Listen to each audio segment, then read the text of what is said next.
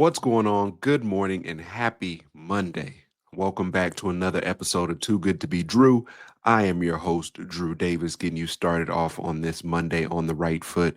And as you heard before, we are partnering, and I just want to give a big shout out to the people over at Bookem. And Bookem is a place where I'm about to start doing some book clubs and just a little bit more reading and communicating with fan bases and people that love to read. So grab your phone, download the Bookem app, and it is a very great place to get book recommendations, to build your book community. And lastly, the people that made it are from Denver, Colorado, my hometown, Mile High City. Stand up, do what you do. But it is a very, very good app to have on your phone, and it's a very good thing to be involved in. You guys know I'm a person who talks about getting off of your phone and opening a book.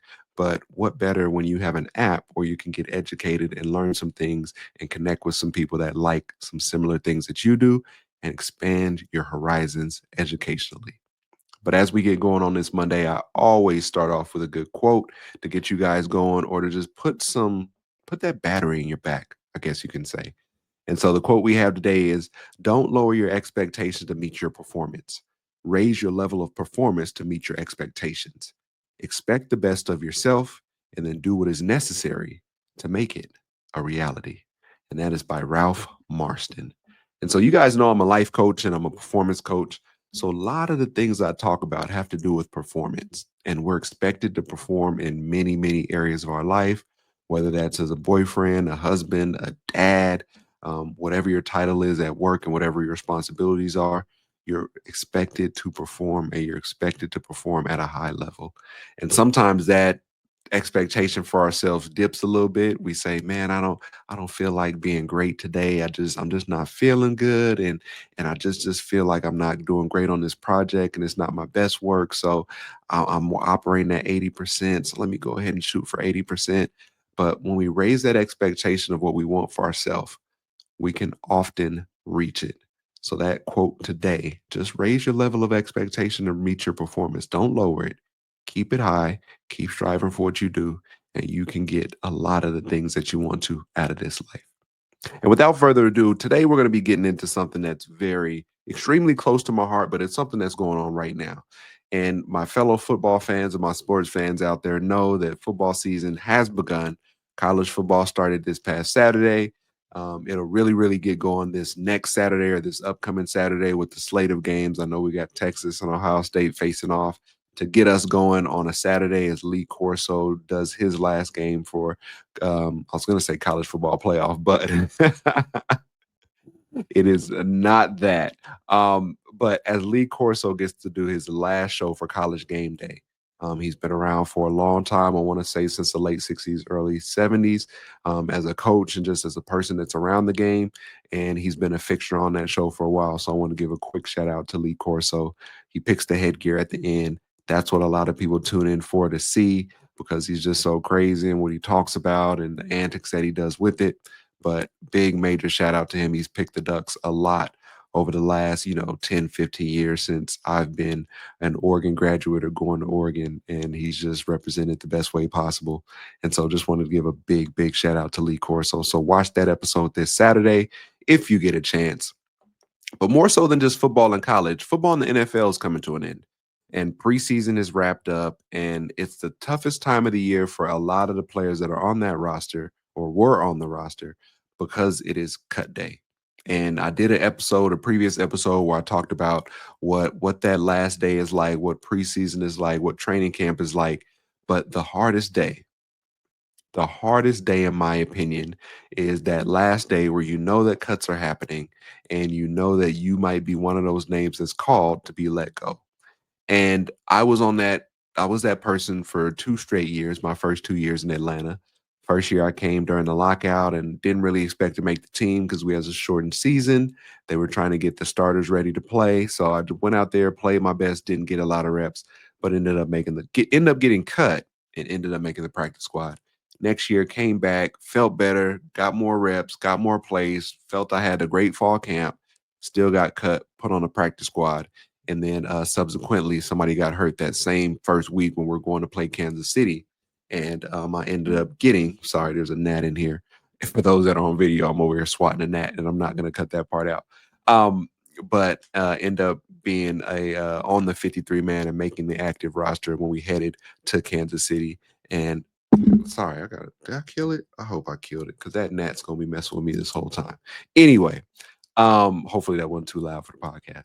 But ended up starting and playing for a couple years in Atlanta. But I remember what getting that phone call felt like. I remember, all the thoughts that went through my head during this period of, all right, now my football career is over. Do I still keep training? Do I start on my career? Do I go back to school? What do I do? And all this kind of culmination of this realization of things that are happening, that somebody tells you, hey, you're a really good player, but you don't fit on our roster. We don't have size. We don't have space for you, and pretty much like we're gonna wish you good luck the rest of the way. And so as I say that, they've kind of finished up cuts, or they're going through cuts, and they're finalizing their roster as we sit today. And rosters will be kind of finalized by tonight/tomorrow morning, Tuesday morning. And I want to just read off some stats real quick because I have it. Oh, I killed the net. It's right here on my paper.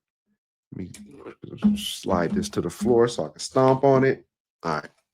But I want to read some stats that one of my homegirls and one of my coworker that works over at the trust, my girl Shiv, that wrote down, and she always posts every year. So shout out to you, Shiv. She posts every year because this is a tough time. If you've had anybody who's played on the team, or been had either going to a tryout or any of that nature, just know any football players, unless you're a guy like a Patrick Mahomes, Travis Kelsey, like most of the top tier guys, like this cut days are very uncertain for you. And especially if you're a lower round pick or you're a free agent that came in this year, some of the words that you want to hear or actually don't want to hear is usually if you're going to get cut if you get a phone call. So if they call you and they say, hey, coach wants to see you, make sure you bring your playbook, blah, blah, most likely you're getting let go. But the crazy thing is, if you do not get a phone call, then you're safe. So low key, like you're sitting there waiting all day and you have to check and dang, is my phone working? Is my ringer on? Like they didn't call yet. Okay. And so you don't want to, you don't want to kind of believe it too much, or you don't want to say I'm in the clear yet until you get through that whole day, which is usually that Sunday slash the whole day Sunday now, which it is. Um, but I'll read you some statistics or something that she posted, and she posts this every year. The rosters are going from 90 men to 53, and that's what they have to go through as the NFL so they can start their season. And as those are the people that they're going to begin the season with. So you take those 37 players, you times them by 32 teams. So that's 37 cuts that each team has to make. That equals 1,184 players that are cut.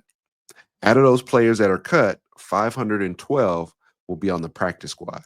And the practice squad is pretty much just like redshirting, as if you were in college. So you do all the stuff that the team does. You mostly service them as the look team for the team that you guys are playing that week. You don't suit up for the game. You most likely don't travel with the team. So it's pretty much like redshirting. So out of those 1,184 players that get cut, 512 make the practice squad. But there are still 672 players that have to think about what their next life steps are. 672. Some of them will still go and train and wait until they get a call if there's some injuries that happen this year, anything like that. Some will get started on their career. But for the most part, it's a very, very unsure time. And I went through that after Atlanta didn't renew my contract after my fourth year with them. So that offseason, I was kind of waiting on a call from another team to get signed into free agent. Was also nursing myself back from a knee scope that I had that last year or after that season. And so I was just waiting, and I was in limbo, and I asked my agent, do we need to go up to Canada and play? Do we need to think about that? He said no. And pretty soon, once things started to kind of round out a little bit more, I started working a job to make sure I had some income. And then from that, I was like, all right, well, what do I want to do? And the plan from that was to go back to school. Got a couple calls later in the year, but I had got hurt. I hurt myself working out. I think I had pulled my hamstring. And so a couple people called me to come to training camp because they had some injuries. And I just wasn't able to come because my hamstring wasn't 100%. And the last thing that I wanted to do was to go into a training camp at, 50, 60, 70%, which doesn't give me a good chance to make the team either. And so just knowing those numbers and those statistics. So if you got anybody that's playing, anybody that might have not made the team or they had to have some hard news this weekend, I say give them some space, but I also say just text them to check in on them. Text them and see if they're back home to see if you guys could sit down and get a bite to eat. Maybe don't even talk about football. Maybe just talk about life. How, I try to say avoid talking about football, but maybe just try to check on them as a person and just just really really see where their heads at, see where their kind of next moves are, and just kind of just be there as a friend. Say, hey, if you need me, pick up the phone and call me. I'll be here, I'll be around, I'll be checking on you. We can go get a workout in, or we can go catch a movie. Just something to keep their mind off where they're at currently, but also for them to know, like, hey, you're still around. Because one thing I will tell you, and I didn't experience this too much, but when you're no longer playing football, a lot of the people that would hit you up don't really hit you up anymore. I don't know if it's because they're afraid to hit you up because they know what situation you're in, or they don't hit you up because they, what I mean, you're not their NFL friend anymore. And I put that in quotations, air quotes. You're not their NFL friend anymore, or maybe you can't provide them what you used to if y'all used to go out and you bought drinks or you paid for this or you paid for that. So it gets real interesting and you really, really see who your friends are and the people that were rocking with you. Luckily for me, I had a great circle for my immediate group of people that I knew in my group of friends.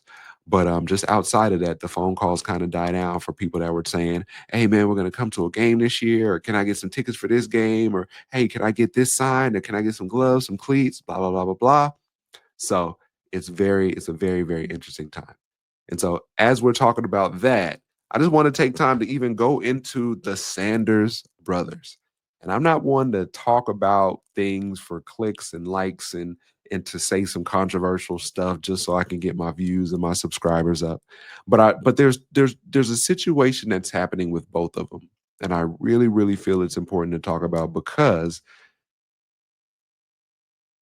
it's just a really interesting situation to talk about for both of them. And so we'll just get into it. So we'll start with Shilo. So Shilo was a guy who was an undrafted free agent out of Colorado, undersized as a safety, dealt with some injuries, mostly last year. I think he broke his wrist or his hand, so missed some time, was able to come back in college. But he's undersized, not the fastest guy, not the strongest guy, but he has a lot of energy. And also what he's been doing on social media to bring some notoriety to Tampa Bay. Not that they need it so much. They've won a couple of Super Bowls.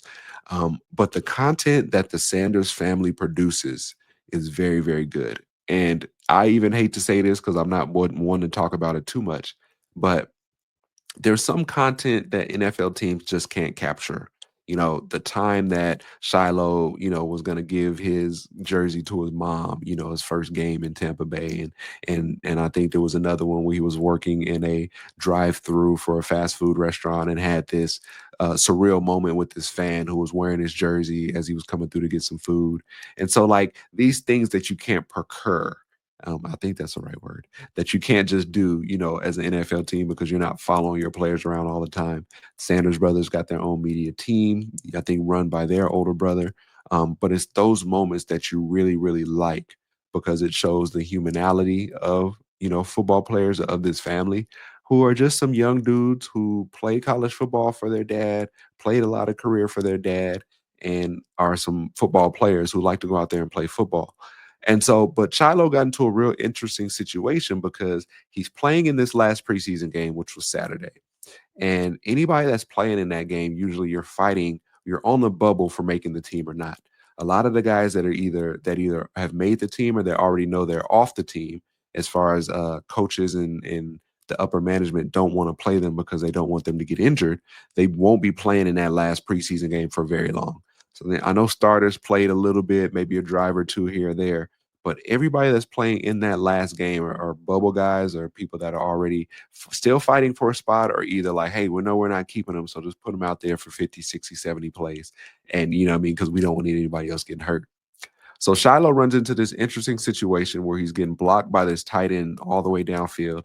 The blocking was probably a little late, and I'm not going to say overzealous or anything, but the blocking was excessive for them to be blocking down the field for that long.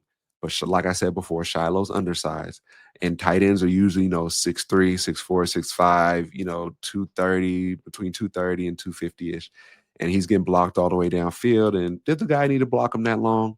No. But I'm here to tell you guys, it's football. This ain't no regular day job. This ain't sitting behind no desk. This ain't sitting here, with coworkers that weigh 160 pounds. These are football players. And so anytime, and I'll tell you guys this about sports because this is the way they think. Anytime you can take advantage of somebody, you do it because they're going to do it to you when they get the chance. So this tight end blocks him all the way down the field. Shiloh gets a little bit upset that he's probably blocking after the play or that he singled him out like this. And so they're kind of tussling a little bit. The guy keeps blocking him probably 20, 30 yards downfield.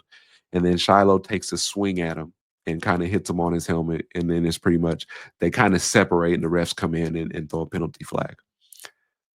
Now, the penalty flag that they throw is on Shilo, and it's on Shilo for swinging and throwing a punch, which you cannot do in the NFL. There's a lot of things that can happen in a game that won't get you kicked out, but throwing a punch is the for sure way to get kicked out of a game because they do not tolerate it. If you swing or you throw a punch, and most likely if you connect, you're out of there. So, like I said, this is the game. Shiloh's probably on the bubble to make the team, but now Shiloh gets a 15-yard penalty. He gets a what is it? It's either unsportsmanlike or it's a personal foul penalty.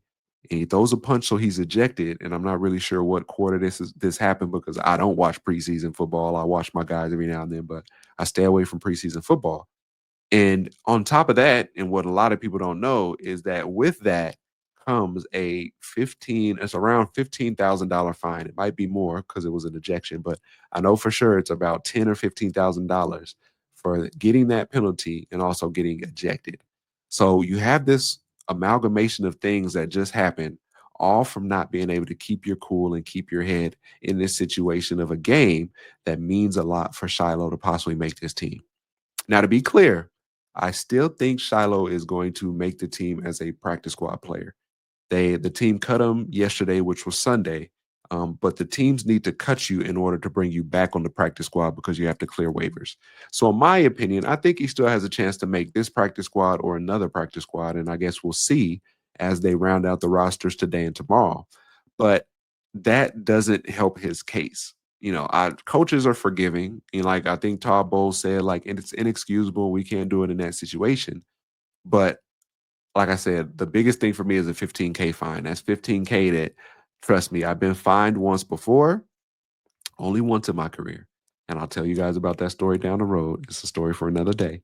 But that probably hurts more than anything, but also that you didn't get a chance to finish competing in what could be your last preseason game or your last NFL game in professional football because you couldn't keep your head and you couldn't keep your cool.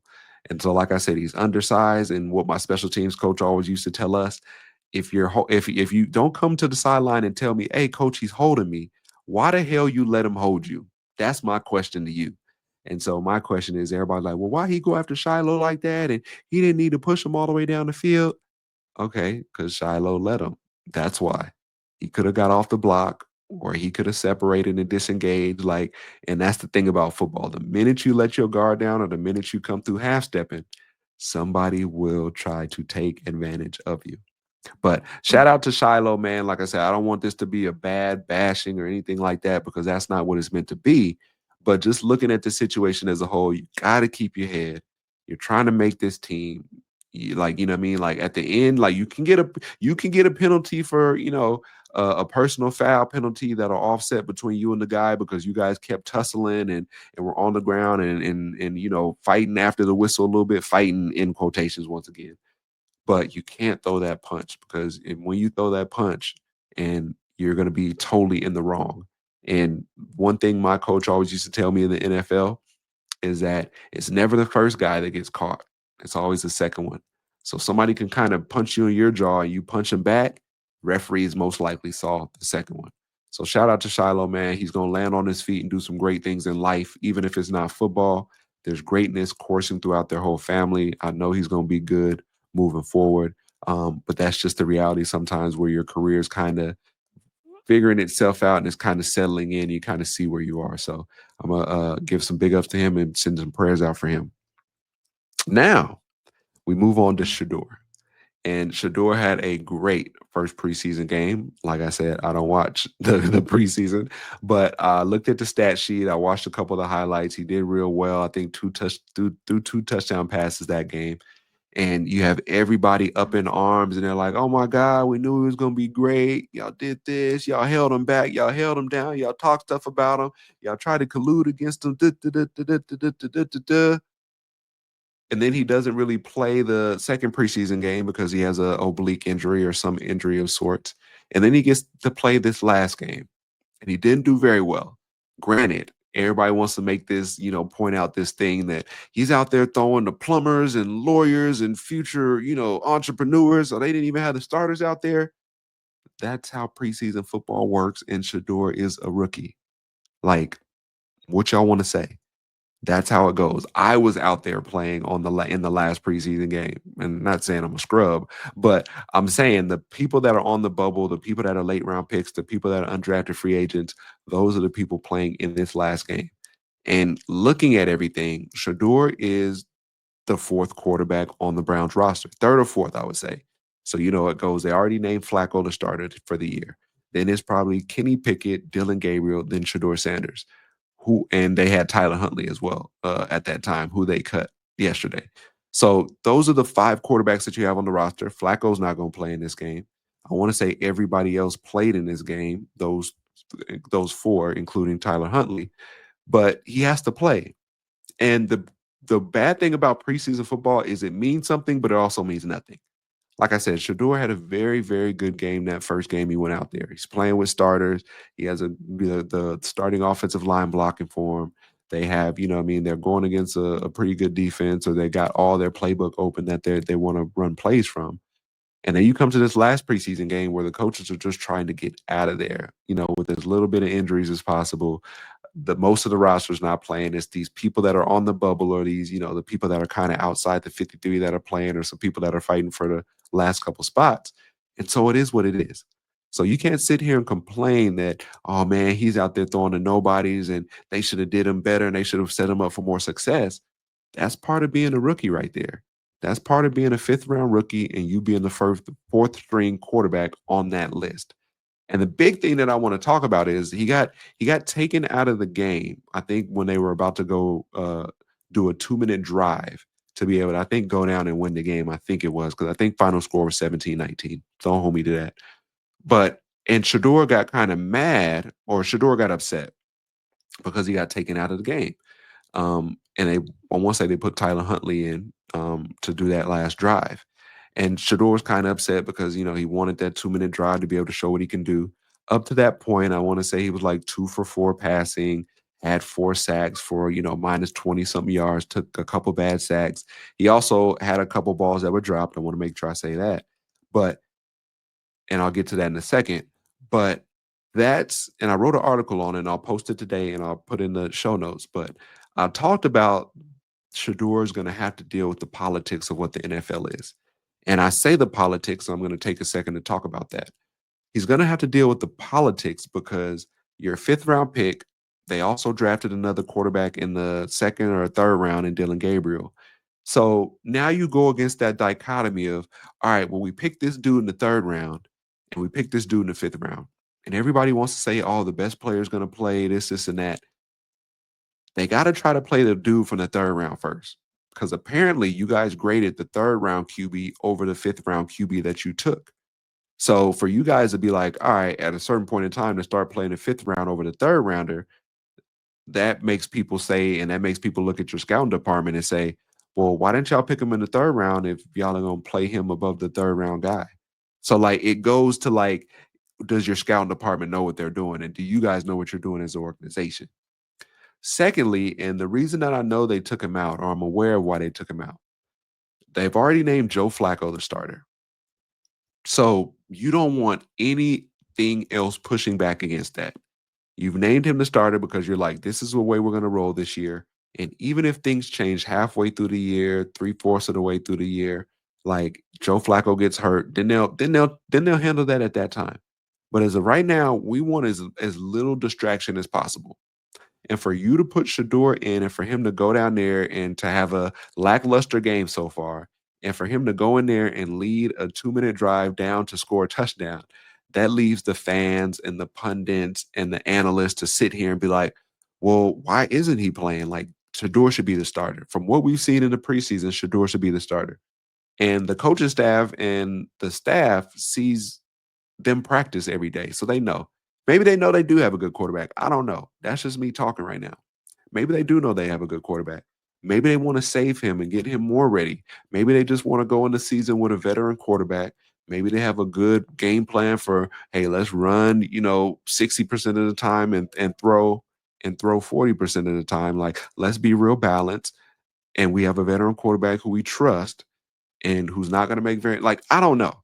But what I'm saying is they don't want to put more gasoline on the fire by Shedeur being able to go out there, leading a drive down for a touchdown, and then having to answer these more questions on why isn't Shedeur playing, or this guy should be the guy since he had a great preseason. Oh, he led that drive. This is what the potential that he has is what I'm trying to say. This is the potential that Shedeur has. If they believe in him or if they put him in, they will be in good shape. They're already going to have to deal with this throughout the whole season anyway.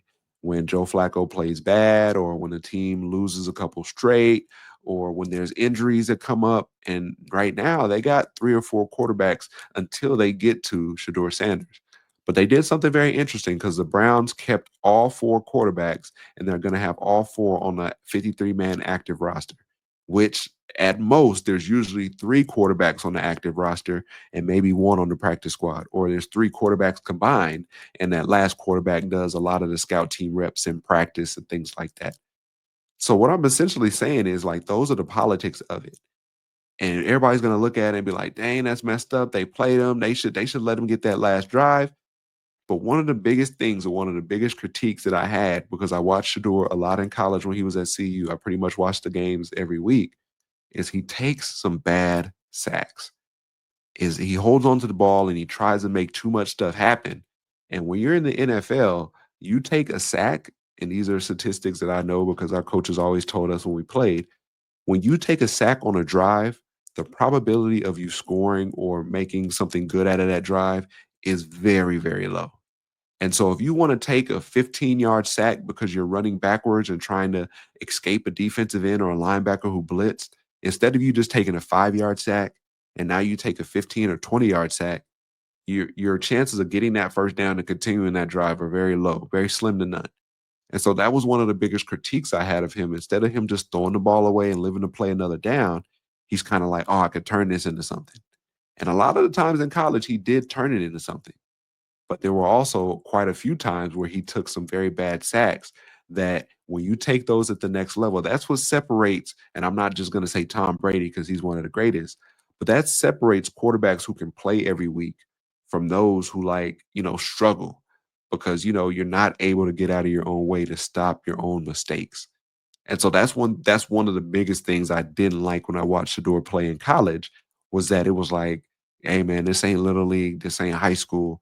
Like, and if you're trying to get to that next level or play at that next level, those are the things that the scouts need to see. They need to see that when there's not a play there, you don't scramble around and try to make one every single time. That when there's not a play there, you've went through your reads and your progression, 1, 2, 3, nobody's there. Okay, all right, hot. No, my outlet's not there. Okay, throw the ball away. All right, don't turn 2nd and 10 into, don't turn 2nd and 10 into, 3rd and 32. And that's what he would do most of the time. And so I just want to talk about those 2 things because I feel like they're getting a lot of notoriety, and granted, who their dad is, the situation they came from, the draft, where they were drafted or signed as a free agent, like all those things that have come in. And I was just telling my homeboys, I said, man, the Brown, everybody's like, man, I hope they trade Shedeur. They are not trading Shedeur, okay? They picked him up in the 5th round. If he's valuable, they're going to keep him. They would only trade him if they get a 2nd or 3rd round pick back for him. But that's also after they see if he can play. But this is the most we've talked about the Browns since Bernie Kosar was playing. Like, we ain't nobody been talking about the Browns. And now we have a reason to talk about the Browns every week because Shedeur is there. And that's what they want. If you haven't learned anything from Jerry Jones, Jerry Jones don't care if you're talking good about the Cowboys or you talking bad about the Cowboys. If you talking about the Cowboys, that means there are eyeballs on the Cowboys. There's eyeballs on Dallas that they're in the conversation.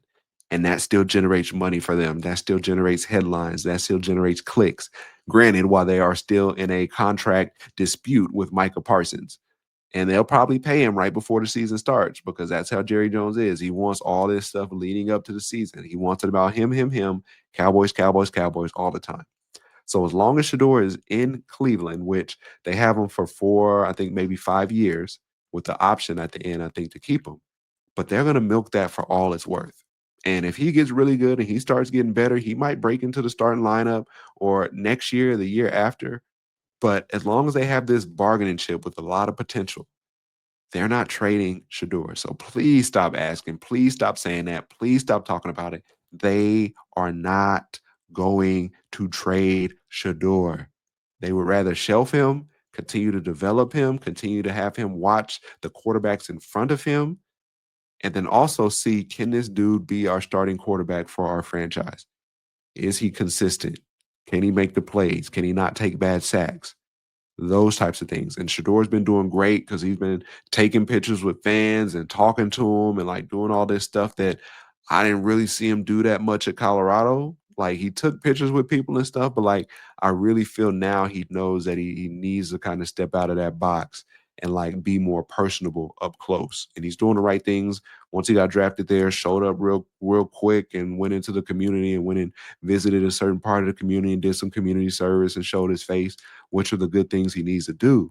But I really feel like he knows, like, if I want to be the franchise QB, I got to be more personable. And it's different when you're not the starting quarterback too. Like you can't just hang your hat on I'm QB1. Like you're kind of out there fighting for your life a little bit and fighting for a spot. So you have to distance yourself from others, however that might be.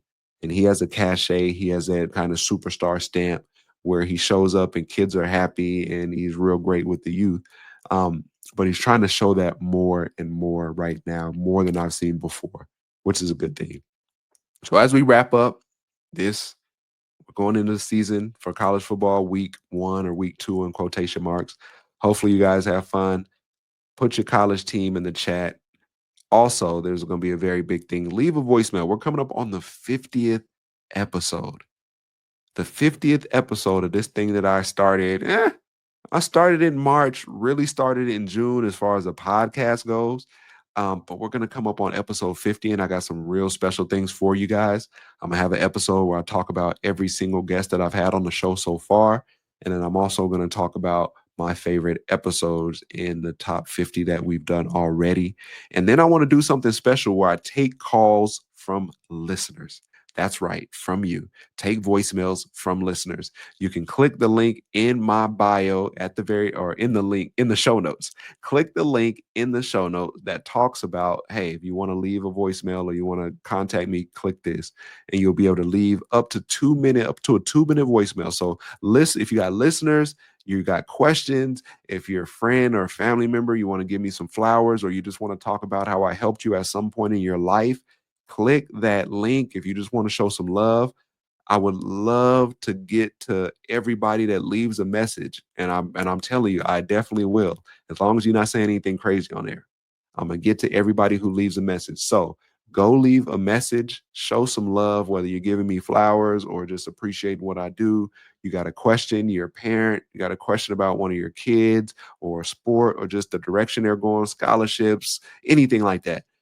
I really want to just spend an episode answering all the questions I can, going through all these voicemails, appreciating getting to 50 episodes, and you guys can help me do that. So I appreciate you guys being along for the ride. And once again, this is Too Good to Be Drew. Happy Monday. Let's get started. Let's get going. Put that head down and move forward.